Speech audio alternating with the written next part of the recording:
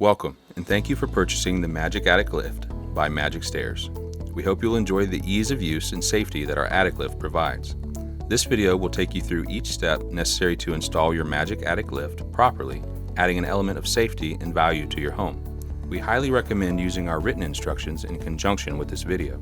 If you need a copy of the written instructions, they can be downloaded from our website at magicstairsinc.com. First, you will need to determine where to install your Majic Attic Lift. If you have a set of Majic Stairs already, you will want to install your lift with at least one bay between the stairs and lift, preferably two. This leaves you enough room to move your items onto and off of the lift basket. You load from one side of the lift, so be sure to position your lift where you can access the cargo. Make certain you have enough height. The Majic Attic Lift requires a minimum of 36 inches. Once you've determined where you want your lift, you will need to create an opening 49 1/4 inches by 22 1/2 inches. The lift is designed to fit between standard truss systems at 22 1/2 inches. Be certain you have adequate spacing before you cut the drywall. It is important that you never cut the truss. Majic Attic Lift will need to be installed within the truss system.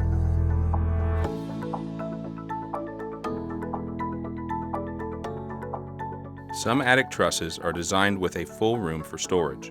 Others will require you to navigate around the vertical members. When installing your lift within the vertical webbing of a truss system, you need to provide at least 2 inches of space from a truss vertical member. Then measure 49 1/4 inches from that point. Always be certain that there are no wires, gas lines, or fixtures where you are cutting. If you are unsure, consult a contractor. Never stand on drywall or sheetrock. It is not strong enough to support a person or any heavy object. With the plywood decking removed, you're ready to add a block on each side between the truss cords. These blocks will support the weight of the lift and its contents. The plywood decking is not sufficient to support the Majic Attic Lift. Using the same size lumber as your floor joist, cut two 22 1/2 inch pieces to insert into the space between the trusses. You will need to anchor these to the adjacent trusses with some deck screws. If you cannot reach behind the truss to drive a screw, you can cut a couple of 8 to 10 inch blocks that you can fasten to the truss from the opening you are working in. Use the larger block to push the smaller one back to the point where the larger one is flush with the opening. Put a few 3-inch deck screws into the smaller blocks. Then you can place your header between the trusses and use a couple of 3-inch deck screws per side to attach the blocks you just placed. Once the blocks are secured in place, it is time to mount the upper arms. Each arm is marked with an L and R for left and right. To confirm, be certain that the curved part of the frame faces forward and the square tube is on the inside. Start with one arm and attach a supplied pulley with one of the 17mm bolts and locking nuts from the hardware bag. Assemble with the bolts on the inside. Make sure the pulleys are positioned inward and tighten the bolts. You may need to hammer the bolts through if powder coating has filled the hole slightly. Repeat the process with the other arm. Now with the pulleys attached to the arms, put the left arm in place so that it lines up with the opening, leaving a 1/8 inch space of plywood showing. Mark the plywood where the slots are and pre-drill with a 1/4 inch bit at the center of each slotted mark. Insert two 2-inch lag bolts and tighten. Repeat these steps for the right arm. Next, you will need an assistant to help you mount the motor assembly onto the back of the arms. If needed, you can slightly bend the metal plate away from the tube for an easier fit. Slide the motor into place. If you're installing within a truss leg, slide the motor into the first hole, leaving a 2-inch space between the motor and the frame. If you're installing this way, it is important to leave at least a 7-inch space between the vertical truss member and the mounting arm for the cable to wind onto the roll tube. If there is no truss member, slide the motor all the way in. Install the two 2-inch bolts on each side and tighten a little, but not fully tight yet. Next, loop the cable over each pulley and drop down to the floor. Make certain no one is below. Install the 2-inch by 2-inch stop angle with the stop facing down into the pre-drilled holes on the left arm. Now you're ready to assemble the basket.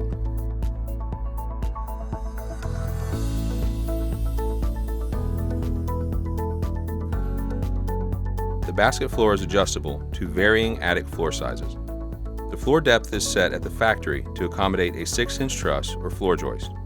You can change the basket floor height to match your attic floor system by pushing in on the buttons on each basket arm and extending or retracting the leg.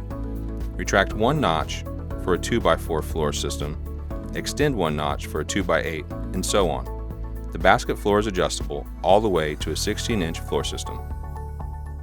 The basket arms are marked R and L for left and right. Confirm you have the correct arm by checking that the notched plate at the top faces in and the 2 small pre-drilled holes are at the back. Bolt the sides to the floor using 4 2 1/2 inch flat head bolts and lock nuts. Use a Phillips head screwdriver to hold the bolt while you tighten the nut to avoid scraping the powder coating off of the arm. Do not completely tighten the nuts yet. Attach the back support panel with 4 Tek screws into the pre-drilled holes at the top and back of each arm. Now you can fully tighten the 4 bolts holding the arms to the floor. Remember, tighten from the back to avoid chipping the powder coat. With someone to help, lift the basket assembly onto the bottom door. Place the threaded legs into the holes of the door frame. For each leg, attach a nylon spacer, flat washer, and lock nut. Now have your helper assist you in placing the assembled basket under the attic opening. Use a tape measure to measure from the top of the attic floor to the top of the cable bracket on the basket.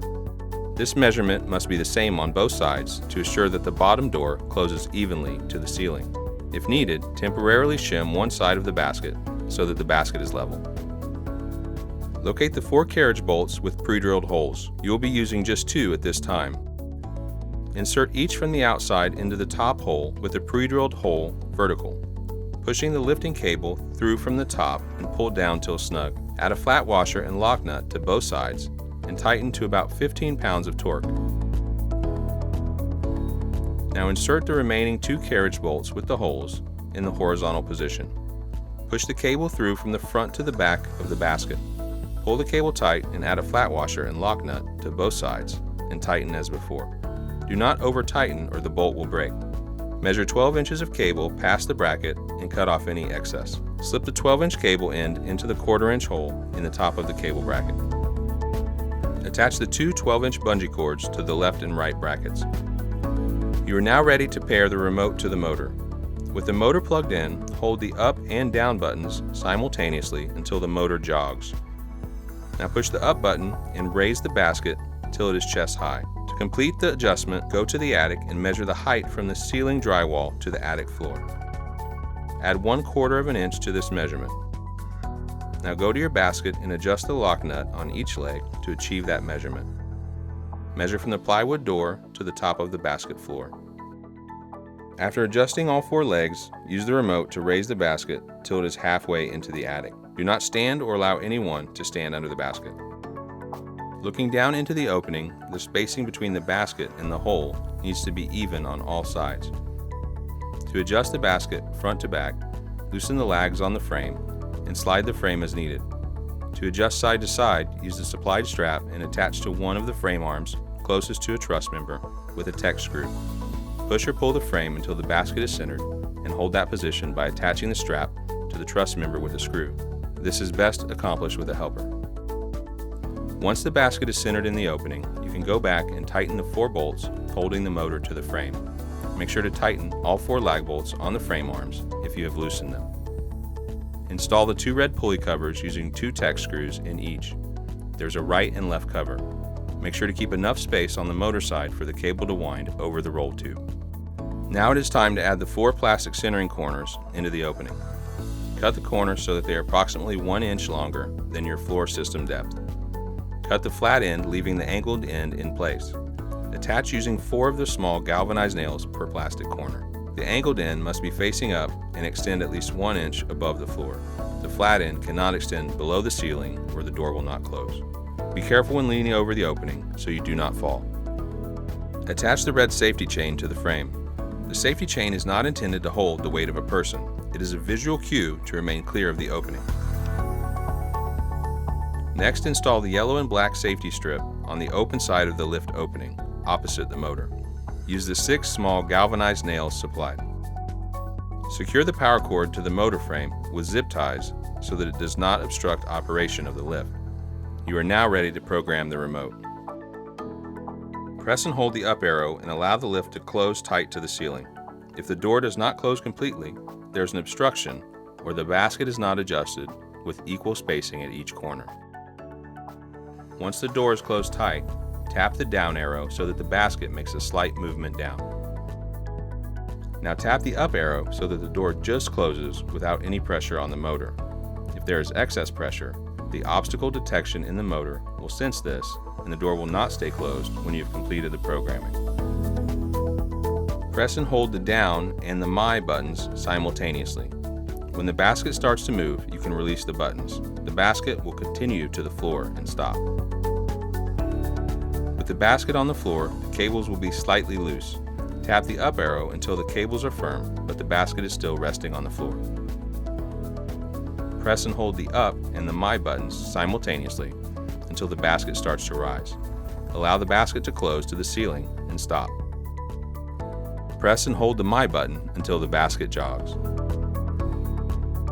Turn the remote over and with a nail or pin, press and hold the small recessed button until the basket jogs.